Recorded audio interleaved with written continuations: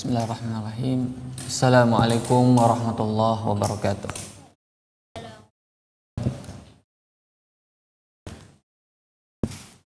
Alhamdulillahi rabbil alamin. Wassallallahu ala nabiyyina Muhammadin wa ala alihi wa ashabihi ajmain.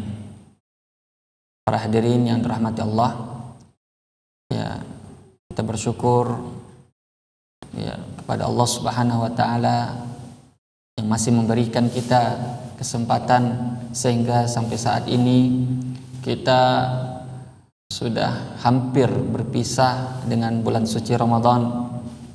Ya, sekarang ini kita berada pada akhir-akhir Ramadan, yang mana itu bertanda Ramadan sebentar lagi akan meninggalkan kita. Dan tidak tahu, karena tidak ada yang menjamin bahwa apakah Ramadan yang akan datang masih ada kesempatan kita untuk beribadah atau tidak. Tapi yang jelas Nabi SAW bersabda, innamal a'malu bil khawatim. Amalan seseorang itu tergantung pada bagaimana dia menutupnya. Maka dari itulah ya amalan itu ya, kita tidak tahu kapan kita menutup amalan kita. Ya, dalam arti di sini kematian. Tidak ada satupun yang tahu kapan dia mati, sehingga dia selalu berusaha untuk beramal dengan amalan yang terbaik. Tapi kita tahu kapan kita akan berakhir dari bulan suci Ramadan. Nah, ini lebih meyakinkan kita lagi untuk bersungguh-sungguh beramal pada akhir-akhir Ramadan ini, karena Ramadan itu hanyalah 1 bulan saja. Maka dari itu jemaah sekalian, Nabi SAW apabila masuk 10 malam yang terakhir, beliau sebagaimana yang dikabarkan oleh istrinya, karena Nabi SAW idza dakhala asyar awakhir syadda mi'zarah wa aiqadha ahlah wa ahya lailah. Beliau itu apabila telah masuk 10 malam terakhir, apa yang beliau lakukan? Pertama, syadda mi'zarah. Itu ada 2 tafsiran dari kalangan ulama kita. Pertama yaitu mengencangkan ikat pinggangnya. Tafsiran yang kedua yakni bersungguh-sungguh beribadah ya, melebihi sungguh-sungguhnya pada malam-malam sebelumnya. Beliau meninggalkan istrinya, meninggalkan kasurnya, bahkan meninggalkan rumahnya. Beliau beriktikaf di Masjid Nabawi di subuh hari ke-21 di bulan suci Ramadan sampai nanti hari raya Idul Fitri, baru beliau keluar dari Masjid Nabawi. Itulah yang dilakukan Nabi secara rutin ya. Beliau 9 kali mendapatkan Ramadan. Setiap 10 terakhir Ramadan beliau beriktikaf, dan khusus di hari menjelang wafatnya itu beliau iktikaf selama 20 hari. Maka ini adalah sunnah yang diikuti oleh para istrinya setelahnya dan oleh para sahabatnya.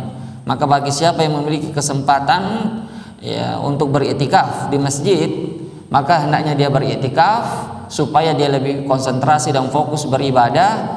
Ya, adapun ya bagi yang tidak memiliki kesempatan, ya boleh dia beriktikaf hanya pada malam-malamnya saja. Karena batas minimal iktikaf itu memang ada silang pendapat di kalangan ulama kita. Adapun batas maksimalnya itu tidak ada batasnya. Ada yang mengatakan batas iktikaf itu adalah 10 hari 10 malam. Ini pendapatnya Imam Malik. Artinya kurang dari itu tidak dikatakan iktikaf. Ada yang mengatakan iktikaf itu 1 malam sudah dikatakan iktikaf. Ini berdasarkan hadis dari Umar bin Khattab yang memiliki nazar bahwa beliau di masa jahiliyah pernah bernazar untuk iktikaf 1 malam. Lalu Nabi mengatakan, sempurnakan nazarmu. Ada juga yang mengatakan bahwa iktikaf itu secara bahasa ya sesuai dengan asal bahasanya itu walaupun hanya sesaat, berdiam diri di dalam masjid untuk beribadah walaupun hanya sesaat. Tapi wallahu a'lam, pendapat yang lebih rajih, yang lebih kuat adalah batas minimalnya itu adalah 1 malam. Karena tidak dinukil dari Nabi satupun walaupun dari para sahabat mereka iktikaf hanya 1 jam misalnya. Iktikaf hanya 2 jam di dalam masjid, tidak ada nukilan dari mereka. Padahal kesempatan ada, masjid ada, iktikaf kalau mereka mau iktikaf sejam setiap saat di masjid bisa mereka. Tapi tidak ada satupun riwayat yang dinukilkan kepada kita semua. Jadi itulah amalan-amalan ya yang kita bahas pada pertemuan kali ini yang mestinya kita lakukan ketika di akhir-akhir Ramadan. Kita maksimalkan amal ibadah kita karena amalan itu tergantung pada penutupnya. Jadi yang pertama itu adalah yang dilakukan Nabi dengan mengencangkan ikat pinggangnya, yaitu dengan qiyamul lail. Nabi bersabda, "Man qama lailatal qadar imanan wahtisaban ghufira lahu ma taqaddama min dzambi." Orang yang melakukan qiyam pada Lailatul Qadar karena landasannya iman dan landasannya ihtisab, yaitu mengharapkan pahala, maka Allah ampunkan dosa-dosanya yang telah berlalu. Qiyam di sini maksudnya bukan berarti dia membatasi hanya sebatas sholat saja, dalam arti selain sholat tidak dianggap amal yang boleh dilakukan di Lailatul Qadar, bukan itu maksudnya. Maksudnya adalah di sini amalan yang paling afdolnya, amalan yang paling diutamakannya. Jangan dia dahulukan amalan-amalan lain ketimbang amalan sholat. Jangan dia pergi ke panti asuhan, pergi ke ini, pergi ke itu, melakukan amal sholat yang lainnya, lalu dia tinggalkan sholat malam. Ini keliru. Justru sebaliknya, dia lakukan sholat malam, tapi dia juga boleh melakukan amalan yang lainnya, seperti membaca Al-Quran, seperti ya semua amal soleh pada umumnya. Ya itulah yang akan dilipat gandakan pahalanya, karena kondisinya adalah sedang beramal soleh, dan sebaik-baiknya amal soleh yang berdasarkan hadis ini adalah sholat malam. Karena Lailatul Qadar itu akan turun di 10 malam terakhir, entah itu malam 21 atau malam 22, malam 27, malam 28, malam 29, itu rahasia Allah. Yang jelas Nabi mengatakan taharrau Lailatul Qadar fil ashr awakhir min Ramadan. Di hadis yang lain, iltamisuha fil witr min ashr awakhir min Ramadan. Cari Lailatul Qadar itu pada 10 malam terakhir. Di hadis yang lain, cari Lailatul Qadar itu di malam-malam ganjil 10 malam terakhir. Dan banyak hadis-hadis seputar ini tentunya. Tapi Al-Hafidz Ibnu Hajar berusaha mengkompromikan bahwa Lailatul Qadar itu terjadinya berpindah-pindah, tidak menetap pada satu malam tertentu saja. Jadi jangan diklaim, oh malam Lailatul Qadar itu jatuhnya malam 27. Oh malam Lailatul Qadar itu jatuhnya tadi malam. Oh malam Lailatul Qadar itu jatuhnya malam sekian. Jangan diklaim seperti itu. Karena memang Nabi SAW pernah memang satu kali beliau mengabarkan terjadi Lailatul Qadar. Namun ya pada umumnya beliau tidak dikabarkan kapan terjadinya. Beliau hanya memberikan kaedah kepada kita, cari dia di 10 malam terakhir. Makanya Syekh Shalih Al-Utsaimin berkata, siapa yang menghidupkan 10 malam terakhirnya dengan ibadah, maka dia dipastikan mendapatkan Lailatul Qadar. Baik dia merasakan tanda-tandanya ada pada dirinya, maupun dia tidak merasakannya. Baik dia melihat tanda-tanda Lailatul Qadar itu terjadi, seperti misalnya malamnya tenang, tidak panas, tidak dingin, siang harinya mataharinya tenang, tidak menyengat dan seterusnya. Ya walaupun dia tidak melihat itu tanda-tanda, maka dia tetap dikatakan orang yang mendapatkan Lailatul Qadar. Ya karena apa? Karena kadang-kadang tanda-tanda itu kita tidak bisa lihat, orang lain bisa lihat, tapi kita belum tentu. Ya artinya bisa saja kita terlalaikan dari tanda-tanda. Nah, makanya bagi kita tanda-tanda Lailatul Qadar itu bukanlah hal yang sangat penting. Yang penting adalah bagaimana kita mengisinya dengan amal ibadah. Itu yang paling penting. Jadi itu amalan yang perlu kita lakukan di Lailatul Qadar, yaitu amalan apa tadi? Qiyamul Lail. Qiyamul Lail, yang dimaksud dengan Qiyamul Lail di sini adalah salat malam. Sebagian ulama menghitungnya termasuk di dalamnya adalah sholat isya dan sholat subuh. Barang siapa yang sholat isya berjamaah dan sholat subuh berjamaah, maka seolah-olah dia telah mendapatkan pahala sholat malam yang sempurna. Tapi tentu ini berbicara pahala ya beda dengan orang yang melakukan sholat malam yang lengkap, seperti sholat tarawih dan sholat tahajud ditambah witir. Nah itu berbeda. Kenapa? Karena kalau kita berbicara pahala, Allah itu sangat luas sekali pahalanya. Katakanlah misalnya seperti sholat subuh, ya pahalanya besar. Sholat sebelum subuh pahalanya besar. Tapi bukan berarti dengan kita mengerjakan pahala tersebut, ya seolah-olah kita tidak perlu lagi sholat sunnah yang lainnya. Sholat subuh misalnya lebih baik daripada dunia dan seisinya. Atau misalnya sholat di Masjid Quba itu seperti pahala umroh. Disebutkan dalam hadis, sholat 2 rakaat di Masjid Quba, itu masjid di Madinah, itu pahalanya seperti orang melakukan umroh. Apakah dipahami dari hadis ini bahwa kalau dia sudah sholat di Masjid Quba, sholat sunnah, tidak perlu pergi umroh? Tentu tidak begitu pemahamannya. Sama dengan ini, bahwa siapa yang sholat isya berjamaah, subuh berjamaah, apakah dia tidak perlu sholat taraweh, sholat witir, sholat tahajud? Tidak, tentu tidak begitu. Kita inginnya Lailatul Qadar itu turun, kita berada di atas ketaatan, dan ketaatan yang paling dicintai oleh Allah adalah salat malam, sebagaimana yang disabdakan oleh Nabi sallallahu alaihi wasallam, afdhalus sholati ba'dal fardhah salatul lail. Sebaik-baiknya salat setelah salat fardu adalah salat malam. Jadi salat yang paling dicintai oleh Allah itu setelah salat fardu itu qiyamul lail. Makanya amalan yang dicintai oleh Allah di antara seluruh amalan itu salat. Dan salat itu terbagi, ada yang fardu, ada yang sunnah. Maka yang fardu kita tidak perlu bicarakan karena semua kita mengerjakan. Yang sunnah inilah yang perlu kita ingatkan, karena banyak kaum muslimin yang terlalaikan dari qiyamul lail, terutama di 10 malam terakhir. Mereka lebih sering pergi menghabiskan, tidak sedikit dari kaum muslimin yang pergi ke pasar untuk membeli perlengkapan kue, perlengkapan lebaran. Tidak sedikit kaum muslimin yang tersibukkan oleh televisinya, urusan bisnisnya. Dan memang saat itu godaan berat sekali. Orang pada saat itu lagi rame-ramenya datang untuk berbelanja, banyaknya diskon-diskon di mall, di pasar, itu menggoda kita untuk meninggalkan qiyamul lail pada malam-malam yang mulia ini. Disinilah kita diuji, disinilah letak ujiannya. Sebab kalau tidak ada ujian, sama semua manusia, mulia semua manusia ini kalau tidak ada ujian. Ujian inilah yang membedakan mana manusia yang mulia, mana manusia yang tidak mulia, mana manusia yang sungguh-sungguh, mana yang tidak sungguh-sungguh. Di ujianlah penentunya. Sebab kalau tidak ada ujian, jamaah sekalian, itu tidak ada kemuliaan. Sama aja, tidak ada yang dilewati, maka tidak ada ya semacam barometer ya orang itu mulia atau tidaknya. Tapi kalau ada ujian, ada barometer.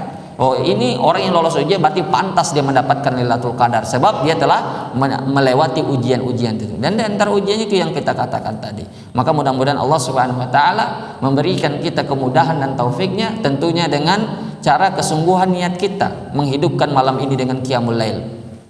Dan dalam qiyamul lail ini tentu kita perlu memahami fikihnya juga, sebab ilmu itu lebih penting daripada amalan, karena ilmu itu imam bagi amalan. Tanpa ilmu, amalan itu tidak ada artinya. Maka kadang itu ada orang yang kurang ilmunya sehingga terluput baginya banyak sekali pahala. Ya, dia melakukan amalan-amalan mafdul, dia tinggalkan amalan-amalan yang afdol. Saya kasih contoh. Ketika 10 malam terakhir itu sholat malam, biasanya di masjid-masjid itu ada i'tikaf, ada sholat tahajud, ditutup sholat witir.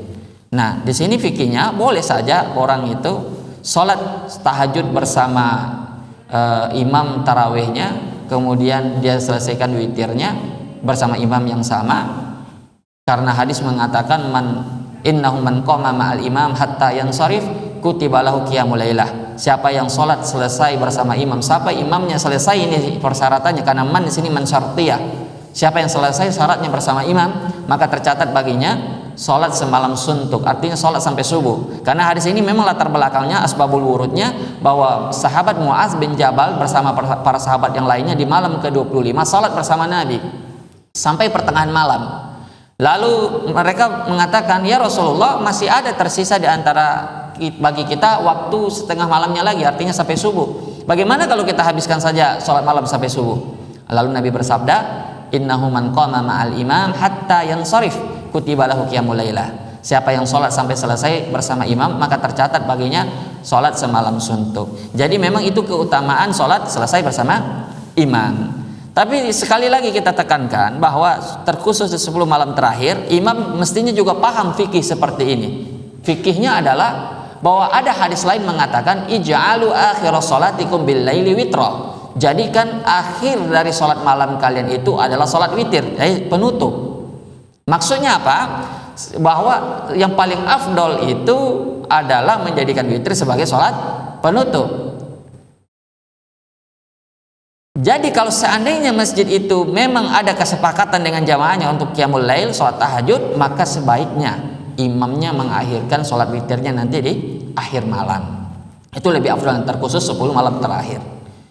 Adapun di 20 malam pertama, maka tidak mengapa, karena tidak ada riwayat-riwayat dari Nabi lebih bersungguh-sungguh ya di 20 malam pertama itu. Artinya beliau beribadah juga, tapi tidak sesungguh-sungguh malam 10 malam yang terakhir. Maka fikihnya adalah kalau 20 malam pertama silakan sholat witir bersama imam sampai selesai.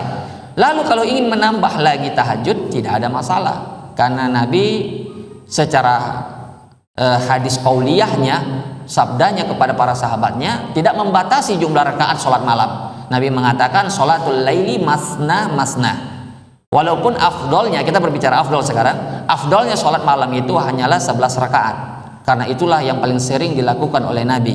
Sebagaimana hadis Aisyah, bahwa Nabi SAW ya sholat 11 rakaat di malam harinya, baik di Ramadan maupun di luar Ramadan.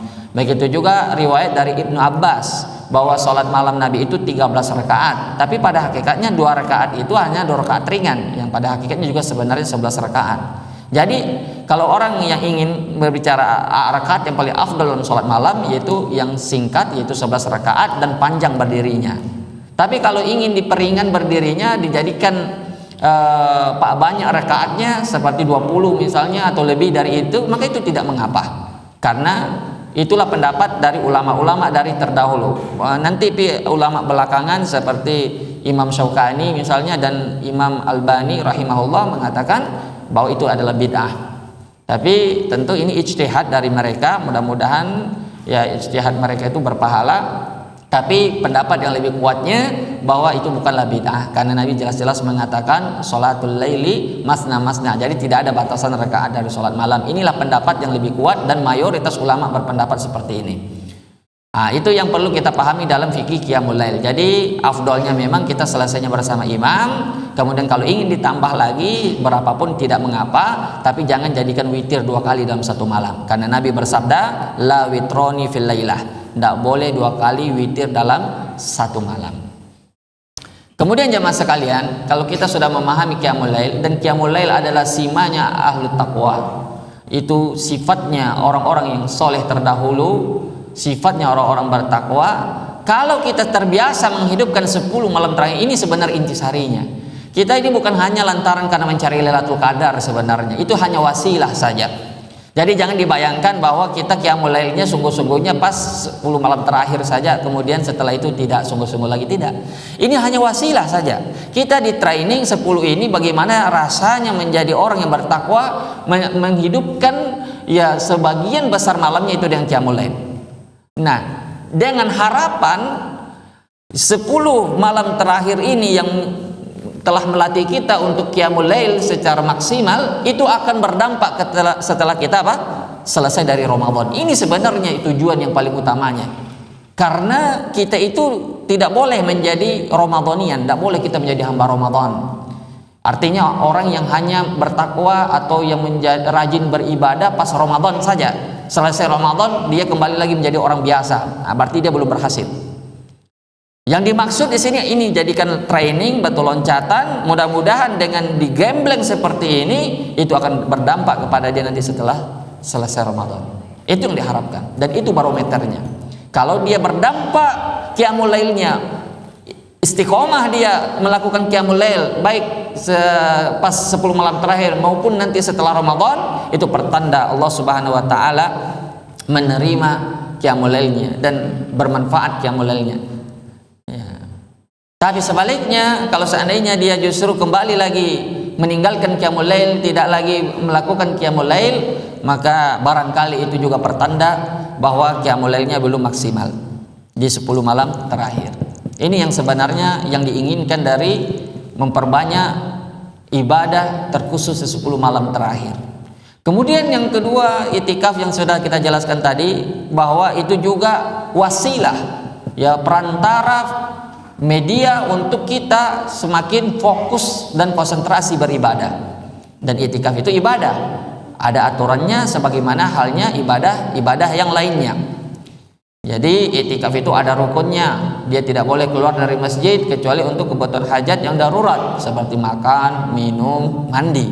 Selebih dari itu, kalau dia keluar tanpa darurat, pergi jalan-jalan, pergi ngobrol-ngobrol, nelpon-nelpon, keluar masjid, dia batal itikafnya.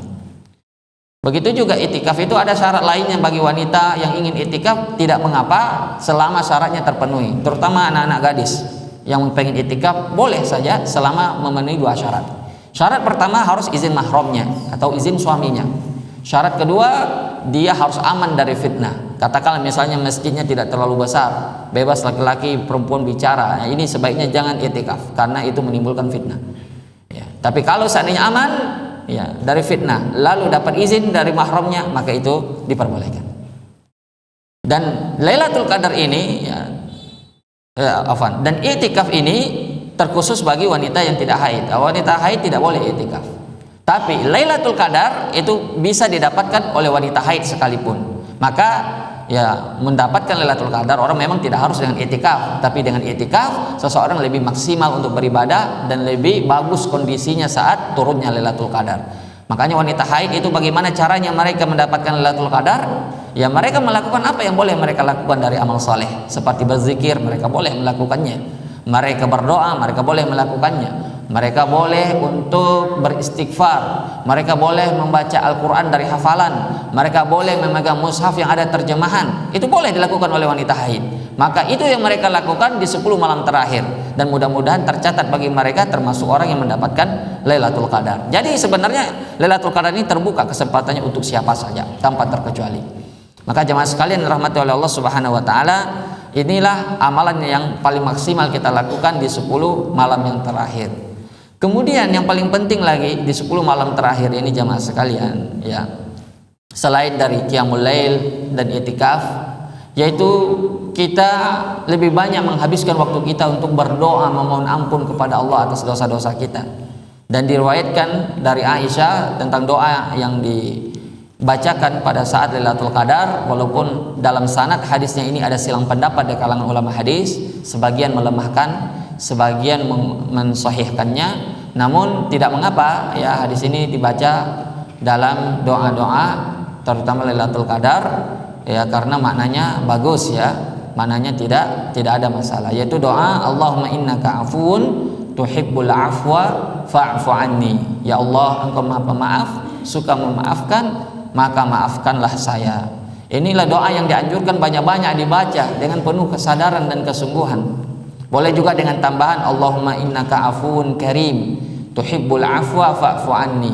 Boleh dengan tambahan karim, karena pada hakikatnya sananya ini memang lemah, tapi makna doa ini bagus. Maka boleh dibaca pada saat malam Lailatul Qadar, ya, terkhusus 10 malam terakhir.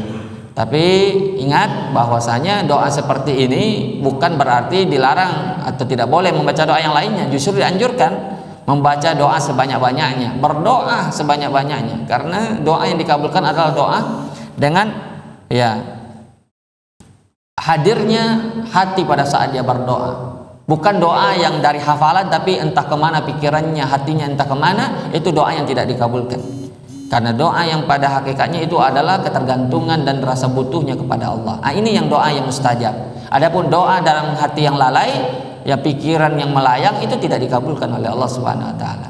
Makanya Umar bin Khattab pernah berkata, saya tidak khawatir doa saya tidak dikabulkan oleh Allah, karena Allah telah mengatakan ud'uni astajib lakum, berdoalah kepadaku pasti aku kabulkan. Tapi yang saya khawatirkan adalah tidak hadirnya hati pada saat berdoa, lalainya hati pada saat berdoa, itu yang menyebabkan doa tidak terkabul. Nah, maka jemaah sekalian, inilah ya yang mungkin bisa kita usahakan di 10 malam terakhir ini, ibadah-ibadah yang bisa kita lakukan. Kemudian ya ibadah yang lainnya yaitu zakat untuk pembersih dari pahala dosa kita yang telah kita lakukan selama sebulan ini, itu zakat fitri atau lebih dikenal dengan istilah zakat fitrah, kembali kepada fitrah manusia. Kalau zakat fitri kembali kepada makanan, jadi dia berkaitan dengan Idul Fitri, itu hari raya makan. Jadi zakat fitri ini tentu ada juga fikihnya. Mudah-mudahan nanti ada ustadz yang terkhusus membahas masalah ini supaya kita berilmu, jangan sampai nanti kita melakukan perkara-perkara syubhat yang mengancam ya keabsahan zakat fitri kita, yang kemudian dia hanya dinilai sebagai sedekah biasa. Karena kalau zakat fitrah itu tidak diterima, maka dia hanya dinilai sebagai sedekah biasa dan tidak berfungsi sebagai ya pembersih bagi orang yang berpuasa. Ya, saya kasih contoh misalnya tentang syubhat, bolehkah zakat fitri dengan uang? Ini syubhat dan banyak orang yang terjatuh pada syubhat ini. Tapi saya ingin katakan bahwa puasa yang berhasil itu adalah puasa yang menyelamatkan kita dari 2 penyakit. penyakit syubhat dan penyakit syahwat. Fitnah syubhat dan fitnah syahwat. Itu sudah kita bahas pada pertemuan yang lalu, bahwa fitnah itu kata asalnya itu bukan dari bahasa Indonesia yang berarti menuduh orang tanpa bukti. Bukan itu maksud fitnah. Fitnah yang dimaksud adalah musibah, ujian, cobaan. 3 makna fitnah dalam Al-Quran, dalam hadis. Ada 72 kali kata fitnah dalam Al-Quran muncul. 72 kali kata fitnah ini muncul dalam Al-Quran. Itu semua maknanya tidak lepas dari 3 makna ini. Jadi kata fitnah itu 72 kali muncul dalam Al-Quran. Dia bermakna musibah, dia bermakna ujian, dan bermakna cobaan. Tidak lepas dari makna yang 3 ini. Dan tidak ada makna fitnah yang bermakna menuduh orang tanpa bukti. Itu fitnah dalam pemahaman bahasa kita. Seperti Allah mengatakan misalnya dalam Al-Quran, innama amwalukum wa auladukum fitnah, wa sesungguhnya harta dan anak-anak kalian itu adalah fitnah, artinya ujian. Begitu juga hadis mengatakan ma taraktu fitnatan adarru 'ala rijali minan nisa. Tidak ada fitnah yang lebih berat bagi kaum laki-laki ketimbang fitnahnya kaum wanita. Fitnah di sini maknanya apa? Ujian. Maka fitnah yang dimaksud adalah fitnah yaitu ujian. Fitnah kubur misalnya yaitu ujian malaikat kubur, malaikat mungkar dan nakir. Itu maksudnya fitnah kubur. Nah, jadi fitnah inilah yang menjadi senjata bagi setan untuk yang menjerumuskan manusia. Setan itu musuh nyata bagi kita, yang sebentar lagi dia akan dilepas dari belenggunya. Karena selesai Ramadan mereka kembali dilepas, maka dia siap-siap kembali untuk menjerumuskan kita. Karena memang setan itu tugasnya memang cuma itu, untuk menjerumuskan kita ke dalam neraka. Dan senjatanya yaitu dengan fitnah syubhat dan fitnah syahwat. Fitnah syubhat, orang dijerumuskan kepada kesesatan. Fitnah syahwat, seorang dijerumuskan kepada kemaksiatan. Jadi fitnah syubhat itu menyebabkan orang sesat, fitnah syahwat menyebabkan orang terjatuh berlumur dosa maksiat. Kita mulai dari fitnah syahwat, atau bagusnya fitnah syubhat dulu, karena itu yang lebih berat. Saking beratnya ini, Nabi bersabda, sataftariqu hadhil ummah ila 73 firqah kulluha finnar illa wahidah. Bayangkan ini, saking beratnya ini fitnah, itu yang lolos dari fitnah ini cuma 1 golongan saja di antara 73 golongan yang terpecah. Semuanya diancam dengan neraka karena tersesatkan oleh fitnah syubhat. Masing-masing merasa dirinya lah yang benar, yang di atas tuntunan Nabi, di atas sunnah Nabi. Tapi ternyata Nabi mengatakan yang betul-betul di atas tuntunan Nabi cuma 1, ma ana alaihil yaum wa ashabi. Inilah yang benar-benar selamat. Dan orang yang bisa selamat dari fitnah syubhat ini hanyalah orang yang bertakwa, yaitu orang yang berhasil puasanya. Karena orang tidak bertakwa mustahil bisa selamat dari syubhat. Karena orang yang tidak bertakwa itu hatinya itu lebih condong kepada syubhat. Fa ammal ladzina fi qulubihim zayghun fayattabi'una ma tasyabaha minhu ibtigha'al fitnati wa ibtigha'a ta'wili. Memang itulah Allah gambarkan dalam Al-Qur'an. Adapun orang yang dalam hatinya zaygh, kesesatan, syubhat, dia lebih senang kepada syubhat daripada yang jelas-jelas. Maka dia itu mengarahkan orang kepada syubhat. Yang jelas-jelas yang tidak jelas perkaranya. Tapi kalau jelas lebih perkaranya itu bukan lagi syubhat namanya. Kalau perkaranya jelas, halalnya jelas halal, yang jelas haramnya jelas haram. Tapi orang yang suka, yang memang sesat hatinya, yang di dalam hatinya itu ada penyakit, yang hatinya itu tidak bertakwa, maka dia lebih senang dengan yang syubhat. Yang halal dia tidak terlalu senang. Yang halal dia justru benci. Saya kasih contoh ya. Mohon maaf ya. Saya kasih contoh misalnya kalau ada perkara jenggot. Ini jenggot syubhat atau tidak syubhat tentang kesunahannya? Menurut antum ini, jenggot itu sunnah atau tidak sunnah? Syubhat apa tidak itu? Itu tidak syubhat, jelas kesunahannya. Hadisnya tentang kesunahan jenggot banyak sekali. Jadi hukum sunnahnya jenggot tidak diragukan bahwa itu adalah sunnah. Hanya saja ada perbedaan pendapat antara wajib dan sunnah. Nah, ini yang berbeda. Tapi pada hakikatnya antara wajib dan sunnah sama aja. Sama-sama perintah. Jadi memang dianjurkan kita melaksanakannya, baik itu wajib maupun sunnah, terlepas dari khilaf kalangan ulama. Tapi intinya jenggot itu adalah sunnah yang ada perintah syariatnya. Tapi orang yang suka bermain syubhat, jemaah sekalian, justru mereka tidak terlalu mempermasalahkan jenggot. Kenapa? Bagi mereka itu ya sunnah, tidak ada masalah. Tapi kalau yang syubhat, yang jelas-jelas syubhatnya, mereka itu membela mati-matian. Seperti contoh apa? Musik, maulid, itu syubhat. Jelas sekali banyak mayoritas ulama yang mengharamkannya. Ulama 4 mazhab mengharamkan musik. Tapi mereka, karena mereka sudah terbiasa bermain di area syubhat, mereka sudah terfitnah oleh syubhat ini, jatuh mereka karena ketakwaan tadi itu. Orang yang tidak bertakwa, hatinya lebih senang kepada syubhat daripada yang jelas-jelas sunnahnya. Ya, mereka yang jelas-jelas menyelisih sunnah, mereka mengaku ahlu sunnah, aswaja, ahlu sunnah wal jamaah katanya. Tapi perbuatannya menyelisih sunnah. Orang yang jelas-jelas mengamalkan sunnah dituduhnya wahabi oleh mereka. Padahal ini jelas sunnah yang diamalkan oleh mereka, mengamalkan sunnah yang secara lahir saja. Makanya dia bilang, kamu jangan merasa bertakwa kalau kamu berjenggot. Ya belum tentu orang berjenggot bertakwa. Kita katakan betul, belum tentu orang berjenggot bertakwa, apalagi orang yang tidak berjenggot. Orang berjenggot saja belum tentu bertakwa, apalagi yang tidak berjenggot. Sudah pasti itu tidak bertakwa, karena Nabi jelas-jelas memerintahkan kamu tidak lakukan. Itu jelas tidak bertakwa. Itu kan syubhat-syubhat mereka. Jadi seolah-olah mereka itu ya mengeremehkan ini perkara sunnah Nabi. Maka itu yang dimaksud oleh Nabi.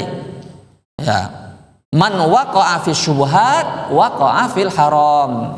Siapa yang sudah terbiasa dengan perkara syubhat, lambat laun dia akan terbiasa dengan perkara yang haram, yang jelas keharamannya. Itu dampak buruknya itu syubhat.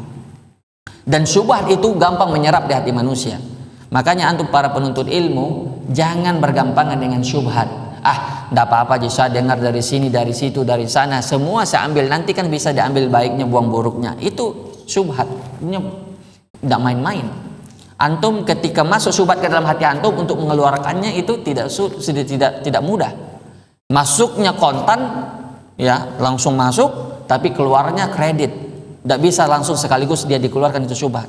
Makanya antum dengar yang jelas-jelas saja, yang jelas-jelas mendakwahkan sunnah. Adapun yang bercampur-campur dakwahnya, tidak jelas manhajnya, tidak jelas pemikirannya, karena syubhat ini adalah fitnah pemikiran, fitnah manhaj, maka jangan dulu didengar. Kalau beli buah saja kita lebih seleksi. Pergi ke pasar membeli buah, tidak langsung diambil begitu saja, dilihat mana yang baik buahnya, mana yang busuk. Masa agama kita lebih rendah nilainya daripada buah yang kita beli di pasar? Tapi kenyataannya banyak kaum muslimin hari ini seperti itu. Kalau ke dokter, mereka cari yang paling ahlinya, paling spesial. Kalau masalah agama, biar bukan ahli agama, dia ambil ilmu agama dari dia. Biar tukang becak bicara agama, dia ambil tomi ilmu agama dari dia. Mana bisa? Bahkan sampai ada syubhat yang mengatakan ilmu agama itu diambil dari semua orang, termasuk dari setan sekalipun. Dalilnya apa? Dalilnya kata mereka, Abu Hurairah saja ambil ilmu dari setan. Tahu sisanya? Abu Hurairah ya diajari oleh setan tentang ayat kursi. Ketika setan menyamar menjadi manusia, ketika itu dia mencuri harta zakat. Itu dalil mereka bahwa Abu Hurairah datang kepada Nabi dan Nabi mengatakan shadaqaka wa huwa kadzub. Dia jujur padahal dia pendusta. Jadi mereka jadikan ini dalil boleh mengambil ilmu dari setan. Maka kita katakan itu bukan dalil boleh mengambil ilmu dari siapa saja. Mencari kebenaran tidak boleh dari siapa saja. Tapi ketika kebenaran itu datang, maka tidak boleh ditolak walaupun dari setan sekalipun. Kenapa itu kita tahu kebenaran ketika setan mengajarkan tentang keutamaan ayat kursi kepada Abu Hurairah? Karena ada apa? Ikrar dari Nabi. Nabi mengatakan shadaqaka, dia jujur. Ya, kalau seandainya tidak ada ikrar dari Nabi, kita tidak percaya itu. Nah, sekarang ada orang membawa syubhat ini 1 2 3. Siapa yang membenarkan antum itu adalah benar? Seperti yang dikatakan Nabi kepada Abu Hurairah. Tidak ada. Makanya hati-hati terhadap perkara syubhat. Orang yang bertakwa, dia akan sangat berhati-hati terhadap syubhat, karena hati ini bisa mati kalau sudah terkena fitnah syubhat. Itu penyebabnya orang yang terkena syubhat itu seperti orang mabuk. Yang jelas-jelas sunnah, tuntunan Nabi, mereka menolaknya. Yang jelas-jelas tauhid, tuntun ajaran agama Nabi, mereka katakan itu adalah syirik. Yang jelas-jelas kesyirikan, tawasul kepada mayit, meminta-minta kepada orang sudah mati, mereka katakan itu tauhid, tidak apa-apa, kita jadikan itu perantara. Itu beratnya fitnah syubhat. Sehingga apa? Sehingga akhirnya kemungkinan mereka untuk bertobat kembali ke jalan yang lurus itu sulit sekali. Kenapa? Karena sudah merasa dirinya benar. Seperti orang ahli bid'ah, ketika antum tegur bid'ah mereka pasti akan marah kepada antum. Kenapa mereka marah? Karena mereka merasa mereka dilarang untuk ibadah, bukan dilarang untuk melakukan bid'ah. Jadi seolah-olah mereka itu dilarang mengerjakan ibadah. Seperti antum bilang, jangki zikir berjamaah. Wahabi ini anti zikir. Ya kan? Dikira dia dilarang zikir, padahal dilarang zikir berjamaah, itu bid'ah. Seperti misalnya salawat yang gulu terhadap Nabi, dia bilang kita kalau larang salawat yang berlebihan terhadap Nabi, dia bilang anti salawat, dan seterusnya. Intinya bahwa orang yang terkena fitnah syubhat ini lebih dicintai oleh setan daripada orang yang terkena fitnah syahwat.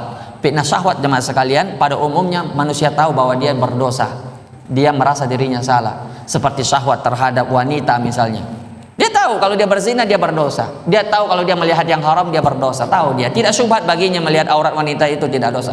Itu dia tahu hukumnya. Tidak syubhat baginya kalau memakan harta riba itu berdosa. Tidak syubhat baginya. Dia tahu kalau dia berdosa. Tapi dorongan ini terlalu kuat baginya karena kurangnya kesabaran tadi. Maka dari itulah kita dilatih ini puasa, supaya pengontrol itu kuat. Karena semua orang yang terjebak pada syahwat itu penyebab utamanya itu kurangnya kesabaran. Tahu dia itu dosa. Tidak syubhat baginya.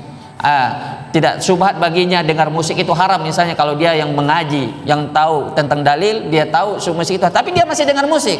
Apa penyebabnya? Bukan karena syubhatnya, tapi karena syahwatnya, dorongan yang terlalu kuat, kebiasaan yang sudah terlalu lama sehingga sulit untuk berhenti. Ya, maka ini obatnya hanyalah dengan kesabaran. Maka inilah ada pada ibadah puasa ini yang mesti kita lanjutkan lagi dengan puasa-puasa sunnah di hari-hari setelah selesai Ramadan. Maka fitnah syahwat ini sebenarnya lebih ringan daripada fitnah syubhat, walaupun saya katakan Nabi bersabda, "Ma taraktu fitnatan adharu 'ala rijali minan nisa." Tidak ada fitnah yang lebih berat bagi kaum laki-laki ketimbang fitnah wanita. Artinya tidak boleh diremehkan juga ini fitnah syahwat. Dari juga yang berguguran karena fitnah syahwat ini. Makanya jemaah sekalian, kita hidupkanlah akhir-akhir dari dari 10 malam terakhir ini dengan ibadah yang pada hakikatnya ini hanyalah wasilah bagi kita untuk menjadi hamba yang robbani, hamba yang bertakwa selesai dari Ramadan. Bukan hanya hamba yang Ramadhani yang kenalnya Allah pas Ramadan, pas selesai Ramadan dia kembali menjadi orang yang la salam wala kalam, seolah-olah tidak bertemu dengan Ramadan. Maka kalau kita bisa bertakwa selesai Ramadan ini sebagaimana kita bertakwa pada saat kita masuk Ramadan, maka insya Allah dua fitnah ini, ya fitnah yang terberat yang menjerumuskan banyak manusia yaitu syubhat dan syahwat, insya Allah bisa kita hadapi, insya Allah kita bisa lolos darinya, tentunya dengan pertolongan Allah.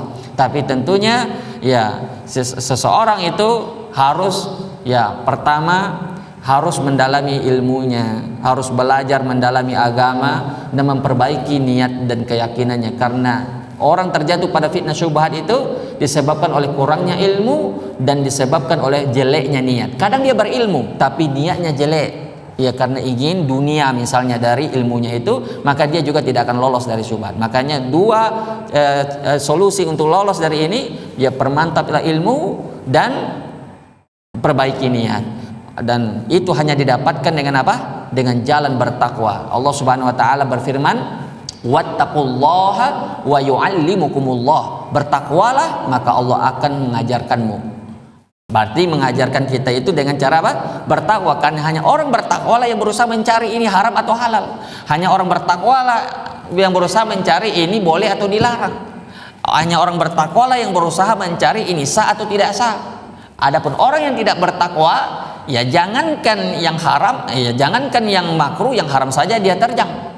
Ya jangankan yang sunnah, yang wajib saja dia tinggalkan. Makanya intisari orang yang ingin mendapatkan ilmu itu adalah dengan bertakwa. Dengan bertakwa dia lebih berhati-hati. Kalau ada ulama mengatakan sah, mengatakan tidak sah, yang mana yang dia lakukan? Seperti zakat fitri dengan Uang sudah ada di zaman Nabi, dirham dan dinar. Satu pun riwayat tidak ada menganjurkan, ya, Nabi menganjurkan zakat dengan uang, dan tidak ada satu riwayat pun dari sahabat melakukan hal tersebut. Sehingga para ulama yang tiga berkesimpulan bahwa tidak sah hukumnya mengeluarkan zakat fitrah selain makanan pokok. Tapi ada satu yang mengatakan boleh. Ini syubhat.